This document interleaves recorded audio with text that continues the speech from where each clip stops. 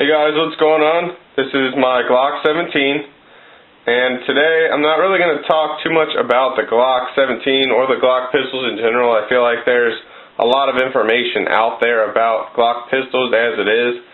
But what I want to talk about more today is the modifications that I have done to my Glock. I'll have to be honest with you guys that I'm recently a Glock convert. I was on the Glock hater bandwagon for a long time, just to hate on Glocks just because, but recently was experimenting with some different pistols, namely Taurus 24/7 Gen 2, and just to not get a Glock, I just got a Taurus, and that's at that point I was sort of ready to convert to the Glock, but I was still kind of hesitating, and at the time the price was a little bit high for me, and I should have just went and spent the money anyway because I found out the hard way that the Glock is such a good pistol. So I'll just tell you some technical data about the gun. The Glock 17 is a 9mm. Its unloaded weight is 22 ounces. And that is one of the outstanding things about Glock. Obviously, as many of you know, it's very lightweight. Loaded, it's only 31 ounces. So, for a duty gun, as there's so many agencies out there that use the Glock pistol, whether it's a 49mm, 45, whatever, a lot of military organizations around the world, law enforcement, and government agencies, they all use the Glock pistols.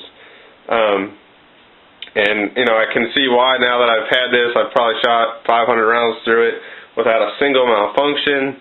And, the magazine capacity that you get, it holds 17 rounds. You can get the optional 33 round magazine, and that is just outstanding firepower for pretty much, and I know that's the standard now. You got your Springfield XDs, and other models that hold 17, 20, 22 rounds, whatever. But to have the 17 rounds, plus you can get the +2 base plates, get 19 rounds, or you can just go with the 33 round magazine if you want. But that's super firepower to have, in a defensive situation. Whether you're defending your life or defending the country, whatever it is. It's just awesome to be able to have that in such a lightweight package. Talk about some of my experience that I had to get me this pistol. When I had that Taurus 24/7 Gen 2, I experienced some issues with reliability, and that's because it had so many extra parts. The 24/7 is a fully ambidextrous pistol, and it's got the loaded chamber indicator and all that, and that's one of the things. The loaded chamber indicator was right on top, and every once in a while I would get a brass case that would get stuck because of that loaded chamber indicator. So I just didn't like that. It kind of turned me off. The trigger sucked on the 24/7. I'll probably talk about it later. I don't have it anymore, but I'll just show you some pictures of what I had and just talk about it. But compared to the Glock trigger, the Taurus 24/7 Gen 2 trigger sucked, I think, personally. And with all those extra parts, the more parts that are in a gun, the more likely it is to fail. And so, really when I realized that, I was wanting to actually get a Glock and just call it a day, you know what I mean? So, the Glock only has 34 parts in it. So the less parts it has, the less prone it is to failure. You know what I mean? So I just feel like that it's very reliable in that it doesn't need that many parts to function. I know there's a lot of guns that have a lot of extra springs, a lot of extra this, a lot of extra that, but the Glock really doesn't have anything like that, and that makes it a whole lot more reliable than some other options out there. I know there's guys that have thousands and thousands of rounds through this, through the Glock 17 or through whatever Glock, and never had any problems with it. So, and I feel like that's pretty much Glock's claim to fame, is the reliability along with everything else that you would expect from a high quality pistol. These run around about $500 bucks. I think I picked this one up for $520 bucks at a local gun shop. But now I'll just talk about my modifications. You'll see I have the grip force adapter, and I really like this adapter. When I first got this Glock, I noticed that I would choke up. I hold the gun up really high, and actually the slide was coming back and injuring my hand. It was biting my hand and making me bleed and stuff, and it really wasn't comfortable. You could still shoot it, but it wasn't comfortable. So that was the main reason that I got the grip force adapter, was to protect my hand. The second reason was that you'll notice on one without the grip force adapter, there's a huge palm swell right here, and I don't really need that, and it really makes the angle kind of funny. So your grip force adapter effectively changes your grip angle altogether, makes this more of a flat mainspring housing area compared to what it would be like if you didn't have it there. You'd have a huge curve in and then out. So I like that it changes the grip angle, gives me a flat mainspring housing area, and also with this beaver tail, it kind of gives you the ability when you shoot to get back on target faster. I had some problems shooting this pistol because it's so light and getting it back on target, getting follow-up shots. I found that this kind of pushes down on my hand and forces the gun back down after you shoot it. So I really like that grip force adapter. It is kind of a pain in the butt to install because it's a press fit. It's super tight. I mean, once you get that pin on there, it really takes some muscle to get this second pin on. You know, you slide your pin, you get a new mainspring housing pin when you get this in the mail, and so you slide it through one side, and then you partially have it out on the other side, and then you got to work this on, and it's plastic, but it is sort of a pain in the butt. But once you get it on, it's really nice to have. The next thing I'll talk about is I got the Glock night sights. I believe they're made by MetPro Light, and I really like these night sights. I'm probably going to change over to MetPro Lights. I had some Trigicons on my CD75. They suck. They're dim. They're not nice to shoot during the day. These are bright, even like if you in partial light conditions, low light conditions, they're still lit up and you can see them. So I had these installed after the fact. I really didn't care for the traditional Glock sights, the bucket and ball. I just have never shot those before. I mean, I could get used to them, but I always shoot the 3-dot. So I really like these sights. They give you a nice sight picture, nice clean edge. Another modification I have is the Ghost 3.5 pound trigger connector, and I'll have to say that I'm not sure that I'm convinced on that. It does seem to be lighter and smoother than the factory trigger, but I don't know if there's any trigger modifications in a Generation 4 Glock.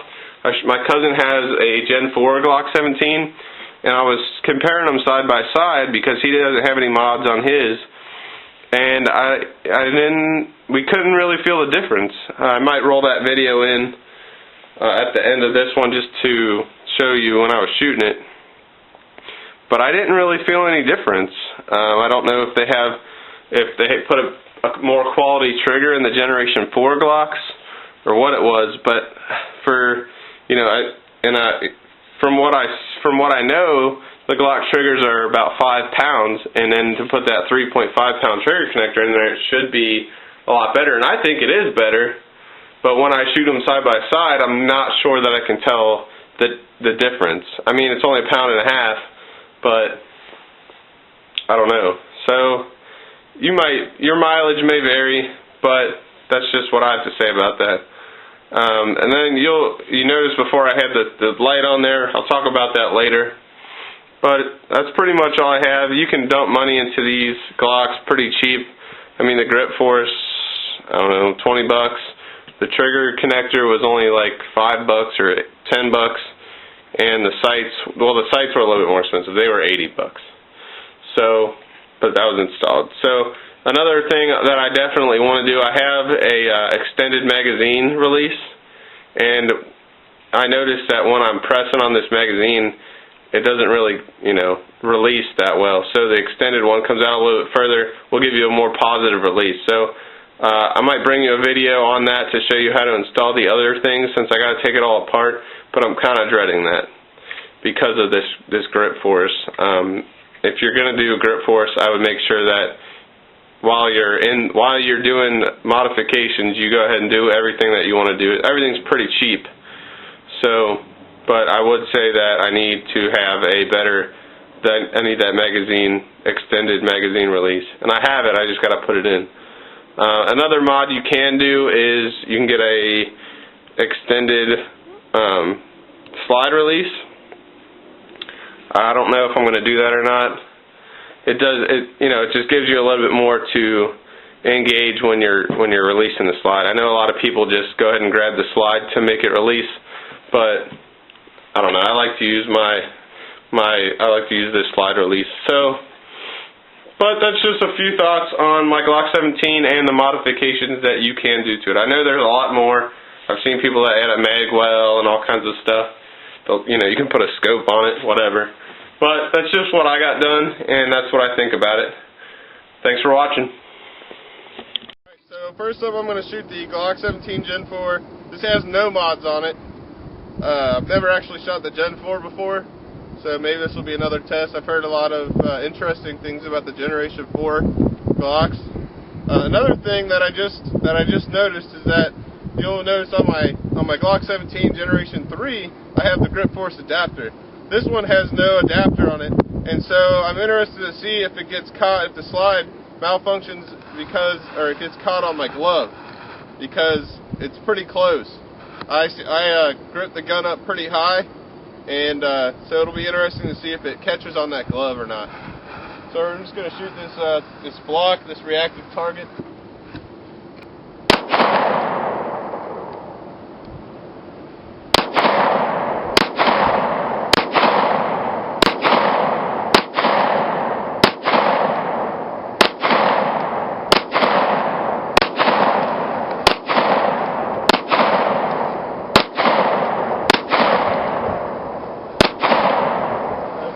So I didn't have any malfunctions with the slide hitting the glove like I thought I might, but it is tearing the glove up a little bit. So that you'll see there's some tearing right here, right where the slide comes across. So that's something to consider when you're thinking about that. But it didn't malfunction. It shot fine. So I don't really know. Other than that fact, I don't know if there's much difference between these two. I do like this grip on the Generation 4 better versus the Generation 3 that you can't change out, but I do like that grip force adapter as well. Alright, so this is my Glock 17 with all the mods on it. I'm going to see if maybe I'm a little bit more accurate on the block. I'm not sure if I was hitting it or not. It was moving, but I don't know. So here we go.